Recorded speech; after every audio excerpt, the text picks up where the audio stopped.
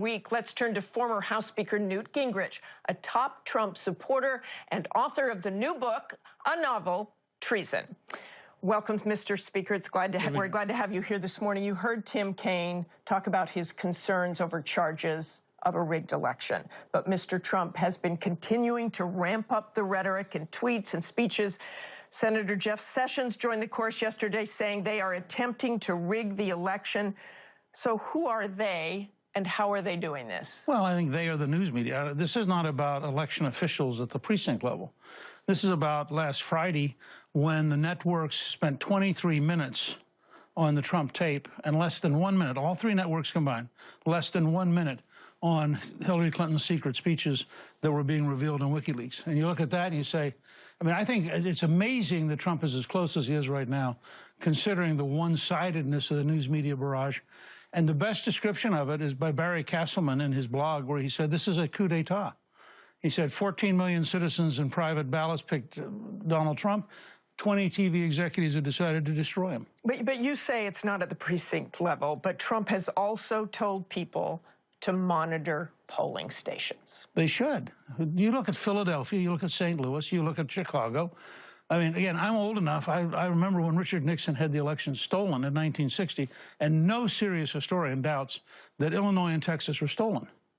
So to suggest that you don't have theft in Philadelphia is to deny reality. So you really think this election could be stolen? Do you believe that if Mr. Trump loses, it will be because of a massive conspiracy or fraud, not because more Americans voted for someone else? I think that without the unending one-sided assault of the news media, Trump would be beating Hillary by 15 points. I think when you look at WikiLeaks and you look at all the things she has said, when you look at the deals in Russia that Bill Clinton made and that the Clinton Foundation made, I mean, all this nonsense by Kaine about Russia, it's Bill Clinton who got a $500,000 speech. It is the Clintons who got money for the Clinton Foundation from Russia. It is Podesta who was on a Russian company advisory board that was apparently funded by Putin. So the news media's one-sidedness is the worst I've seen in my lifetime, and I'm old enough. That's a fairly long statement.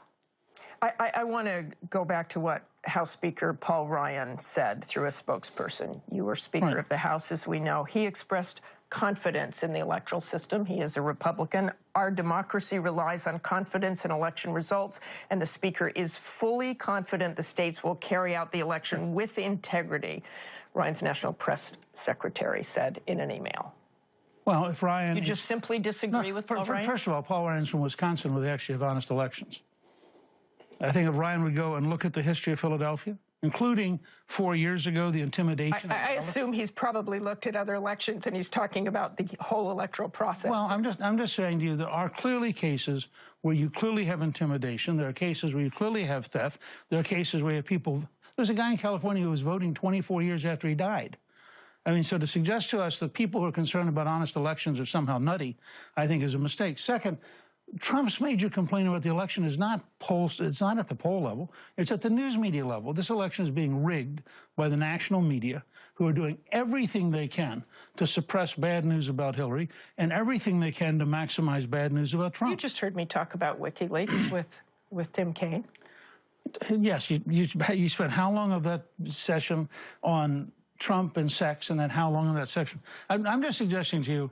Let's talk a little bit about his language this week, and that certainly did get a lot of news media attention. It's also stirring something in people who openly talk about assassination or revolution. Let's listen to this.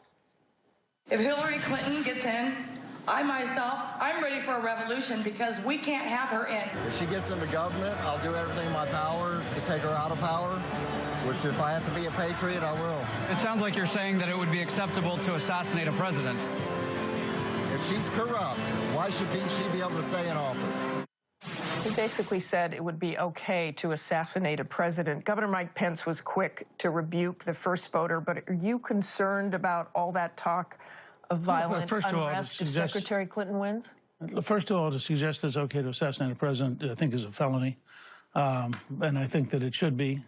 You can't talk about attacking or assassinating the President of the United States, and you shouldn't be able to, and that guy's a fool. But I think if I were to go out and look for the most foolish Clinton supporter and ask you to give them equal time nationally, I could find you some pretty nutty people who are for Hillary Clinton. But with things you're saying right now that the election is rigged, Senator Sessions is saying the election is rigged, Mr. Trump is saying, are you concerned what will happen if Mr. Trump loses and millions of his voters are told that the election was rigged? I believe the news media has done, but I believe the rigging is at the level of the national establishment. I don't think it's at the level of stealing votes at the precinct level, although I do think that. But you talked about that a little bit. Yeah, but I think there's no question that everything possible is being done to stop Donald Trump, and you're seeing a case study in how hard it is to be an outsider and the double standard of the national media, particularly if you're a conservative outsider. How do you explain 23 minutes on his tape and less than a minute total on the WikiLeaks speeches by Hillary? There was a lot of attention on that tape. There's been a lot of attention with what Mr. Trump has said since about the women who are accusing him of assault. I want you to listen to one of them. Believe me, she would not be my first choice, that I can tell you. Man. You don't know. That would not be my first choice. He appears to be attacking these women's looks. Is that appropriate? I think it's stupid. Is that why the coverage continues? No, the coverage continues because you guys want it to continue. The fact is, Trump did not set out to get 23 minutes against himself in less than a minute and I think that's a devastating number, which came, by the way, from the Hill. But here's my point, and I've said this publicly. There's a big Trump and there's a little Trump. The big Trump is a historic figure. The big Trump beat 16 other people for the nomination. The big Trump is creating issues that make the establishment very uncomfortable. The little Trump, frankly, gets out of is stupid. I mean, that comment just then is dumb. And I don't defend him when he wanders off. I've told him over and over. You know, presidents have to be disciplined. And in that sense, Hillary's probably better trained to be president. It's just that she's the most corrupt person ever to get the nomination of a major party. But you've got a little over 3 weeks left in this election, and Donald Trump is saying things like that again and again. Right. And you have 3 weeks left in this election. Hillary Clinton is lying again and again. So the fact is we have two very deeply flawed candidates. And I think it's amazing that after a week-long barrage by the media, the total shift was 2 points from your earlier poll. Think about that. After a week-long beating him up, the total shift is 2 points. So what does he have to do in these next 3 weeks? Clearly, you're saying discipline. I think in a disciplined way, using texts that are thought through, he should outline the scale of corruption that permeates this city and make very clear to the American people they have two choices. They can continue the corruption with the most corrupt candidate in history, and that's Hillary Clinton, or they can vote to clean up the city, which, by the way, will lead to the kind of problems that Scott Walker had in Madison.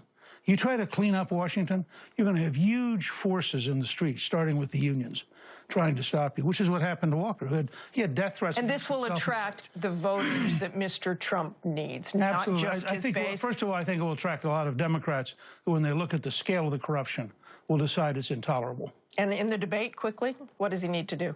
Be calm and firm and pleasant and just continue to say the things he believes. Thanks very much for joining us this you. morning, Speaker.